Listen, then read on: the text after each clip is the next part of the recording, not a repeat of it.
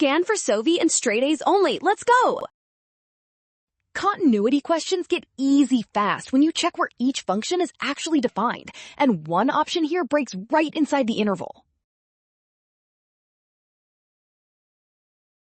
Okay, start with option A, y equals quantity x minus 4 over x squared minus 16, and factor the denominator into x minus 4 times x plus 4.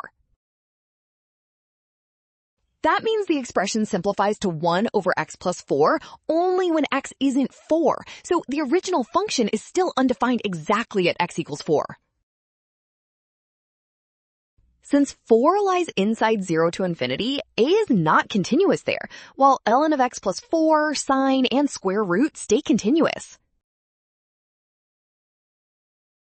Well done, option A. Scan now, watch signs, and avoid rush. Trust given intervals and check where each function is actually defined before claiming continuity.